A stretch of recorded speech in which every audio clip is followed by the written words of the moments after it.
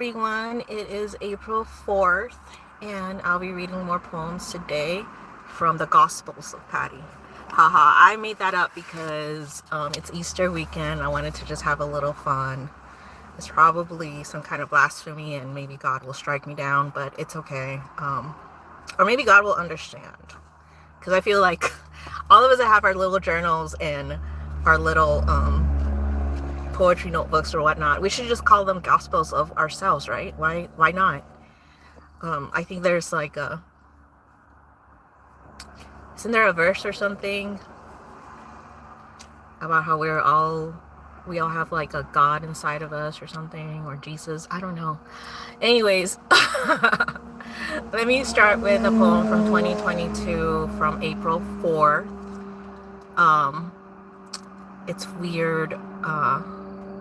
I didn't find more poems in this little book from April 4th, but okay, let's go. It's called Birdcage.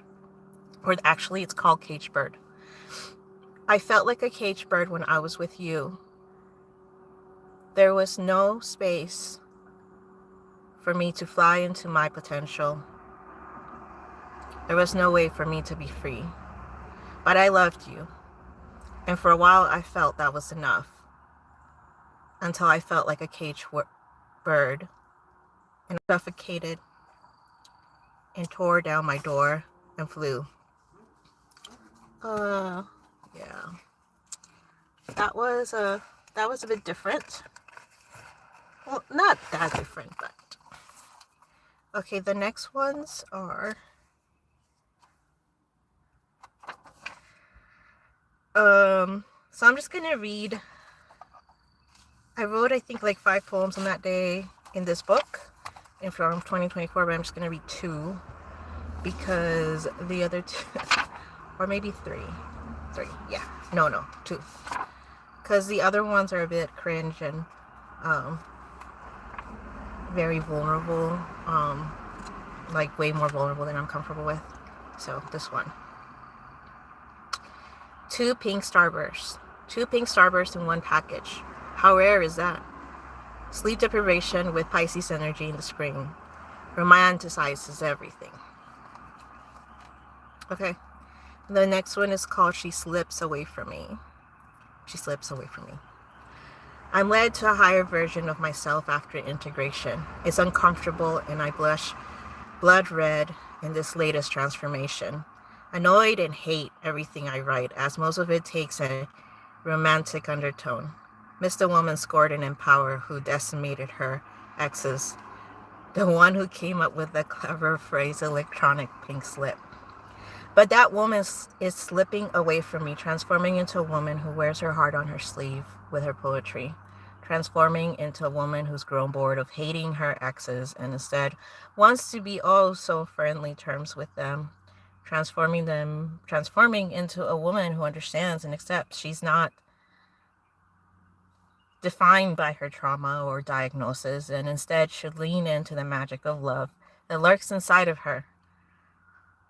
Okay, I did not proofread that poem before reading it. I didn't glance at it enough, or else I would not have read it. But it's fine. It's honest. I don't know. I don't know if this live stream is gonna make it to the public, but yeah. Okay. Let me go to 2025. Okay. This one is called Love Bomb. I will say that this one was inspired by an ex I had when I was 20 or 19, something like that. Love Bomb. The roses you left on my dashboard made my gray sky blue. A genuine effort to show you cared about me and that I mattered to someone. But after all was said and done, I wonder if maybe this was the first time I was love bombed. So,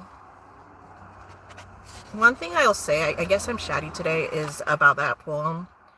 That ex I wrote about, it was felt like a whirlwind romance, and he was so romantic and everything. Like, he met my parents within a week. He met my son within that week too. And then like, it was just, it felt like so great. Like it was a very, he did these and other things, but then, and we were together for 5 or 6 weeks, which was crazy. Cause, and then at 19, you think, even now I am this person, but at 19 especially, I thought, oh my God, this guy is so great. It's like, after I've had so much bad luck with men, I had met him online.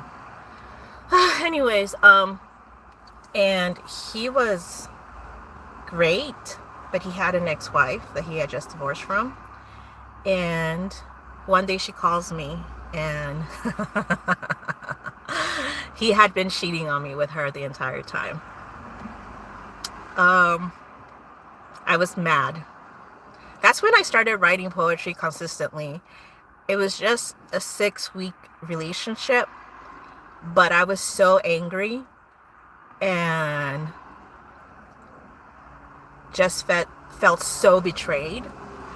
And when I feel betrayed, oh my God, it's like that, like being cheated on. I just go crazy. And I never stalked him or anything, because at the time I wasn't driving. And I didn't stalk him online, but he did me. He stalked me online. He actually emailed me after that whole thing happened and tried to gaslight me and said that it was my fault because, I don't know, I wasn't, I was a bit temperamental, because at that time I also had a child I was dealing with, and I was working full time. So I wasn't temperamental. He just said that I was bitchy sometimes. But anyways, let's move on to the next poem. Working Class Pizarnik. Couldn't get rid of the biting sting of your words, and my soul itched and itched for relief. So I wrote a poem after poem, like a mad woman, like a working class modern Pizarnik, to find forgiveness for you, to make you the villain in my story, and I could find my button of empathy, and slowly came to an understanding and acceptance. At some point, we had to end, to evolve, to find a new meaning and purpose in our lives that was healthy. I honestly don't know what inspired that. Okay. Divided. Between saints and sinners lies the truth, the best of humanity. Something hard to see, a thin silver lining of hope lost in the chaos of the modern world, full of fillers, Instagram perfect families, and a divided country. I actually really like this poem. I feel like that was the mood for 2025, basically, even now. But yeah. Okay, let's go to this last one.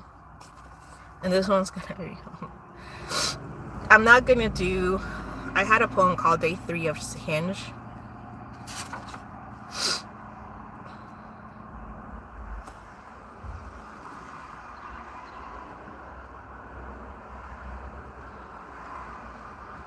Actually, let me read the Spanish poem. It's called Pájaro Enjaulado. It's a translation from the first poem I wrote. Pájaro enjaulado.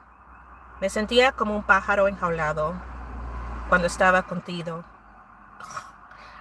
Pájaro enjaulado. Me sentía como un pájaro enjaulado cuando estaba contigo. No había espacio para que huele hacia mi potencial.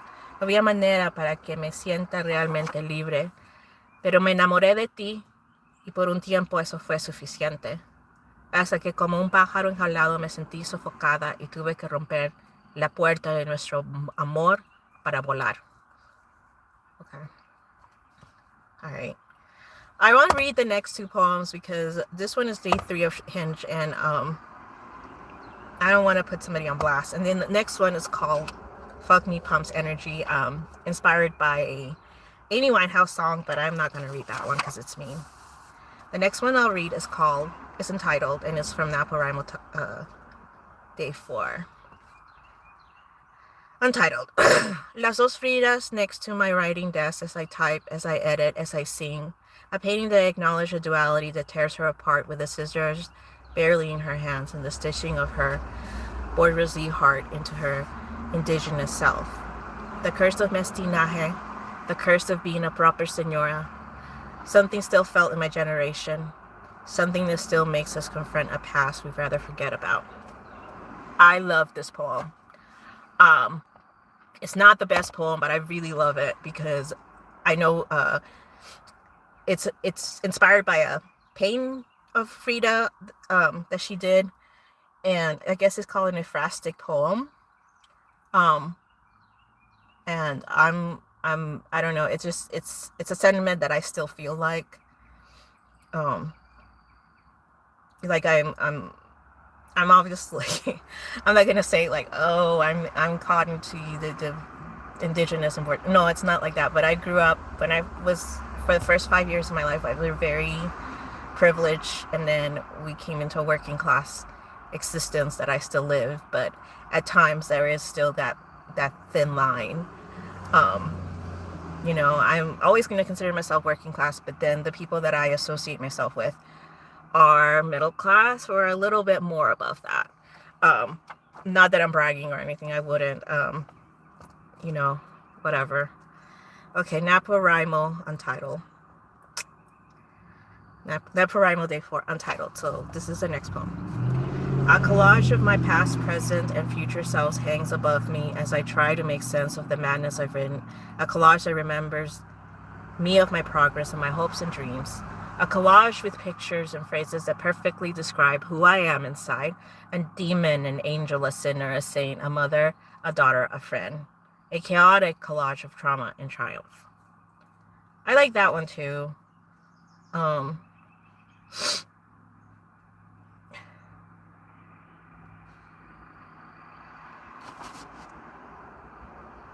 my God. I don't know if this one's gonna make the thing. I am writing my notes. Okay, the next one I'm gonna read, it is a little bit vulnerable. NaPoWriMo Day 4, Untitled.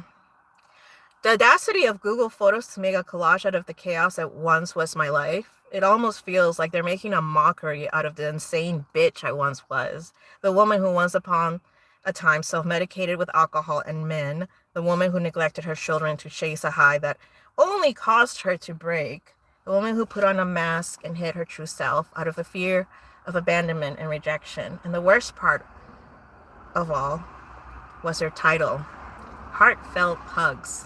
I love it. All right, so next one is called Advice, and this is just it's cute. Advice. My teenager gives me dating advice.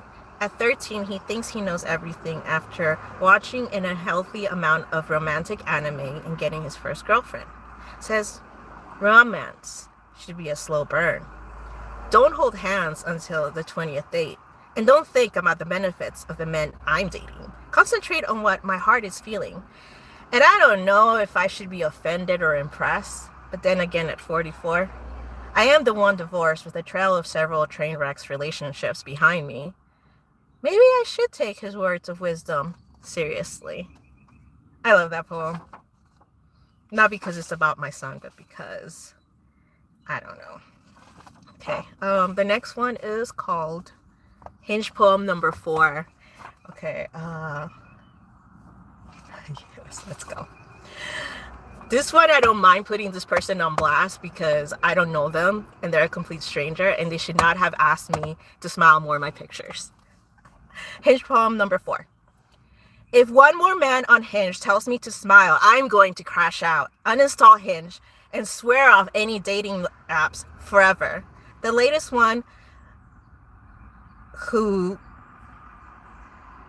would never have been added to my Hinge roster was an almost boomer, not even attractive enough to try to match with a goddess like me. But here he went, had the audacity to tell me to smile, and it activated my angry feminist button that made me message him for the sole purpose of educating him that telling a woman to smile in today's modern world is the death kiss of online dating. And maybe next time, he should mention something positive about her profile, perhaps try to make her laugh. And then I unmatched him, no longer giving him access to me. And perhaps I did too much in giving this man unsolicited,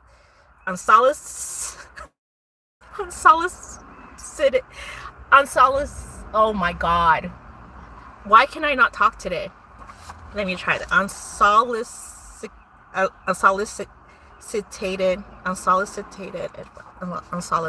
oh my God, why can I talk today? Let me read this poem again because it's great. Unsolicited. Hinge poem number 4. If one more man on Hinge tells me to smile, I'm going to crash out, uninstall Hinge, and swear off any dating apps forever. This latest one, who I would never have added to my Hinge roster, was an almost boomer, not even attractive enough to try to even match with a goddess like me. And here he went, had the audacity to tell me to smile, and it activated my angry feminist button that made me message him for the sole purpose of educating him that telling a woman to smile in this modern world is a death kiss of online dating, and maybe next time he should mention something positive about her profile, or perhaps try to make her laugh. And then I unmatched him, no longer giving him access to me, and perhaps I did too much in giving this man unsolicited advice. But then again, he started this war of the words, of trying to tell a woman he doesn't know what to do with her mouth to appease his gaze. Okay, a second time I read that is better. This one's called Botox. Lately, I obsess over the frown lines on my forehead, wondering if it's time for my first round of Botox, wondering if I'm past the expiration date for finding love. But then I remember a promise I made to myself long ago, that I won't ever give in to the ridiculous standards of beauty society has placed on women, and also how I promised myself I age gracefully and no longer give in to comparisons to other women who are a decade or two younger than me. Because even if I'm almost in my mid-30s, my roster of 30 pulls on Hinge tell me I'm nowhere near my expiration date of desire or ability. So one thing is, when I was on Hinge, as a woman, I'm not gonna say I'm like this goddess. I'm not. I think I'm very mid of the line looks, honestly. But as a woman, on Hinge, it was very there was a lot of validation because I was pulling like I had like 30 matches, I think, and then I had like 28 conversations going for a few weeks, for not even a few weeks. It was just like a week, 2 weeks or something. And yeah, but I have swear off dating apps. I am not, yeah. I've realized in my old age of 45 that I'm just not meant for any type of dating online. I've been doing this since I was 15. It's never worked out. So, that's a lot. Okay, so I have 2 more. Handmaid's Tale. My friend recommends Handmaid's Tale. I watched it, but we're almost already living it. We'll probably be labeled as Lydia's or Martha's and fitted for Bonnet's. Let me write this again. Handmaid's Tale. My friend recommends the Handmaid's Tale. I watch it, but we're almost already living it. We'll probably be labeled as Lydia's or Martha's and fitted for bonnets within the next 6 months. After all, a woman in our state was in prison for miscarrying, and the trad wives on TikTok want to make marital rape cool again, and MAGAs are hosting 10K matchmaking conferences to marry incels off and procreate a master race of white babies who'll probably rebel in their early 20s and become legies. And I wish I could say this was just my paranoid delusions, but with all the nonsense happening in real time since the inauguration, The Handmaid's Tale is just a stone's throw away from our current American reality. Okay, I think that would be my next poem. My last poem was about Anne Sexton, and it's very depressing because I was reading her at that time. Which she's an excellent poet, by the way. Anyways, that's it. I'll come back tomorrow again to read from the Gospel of Patty. Bye.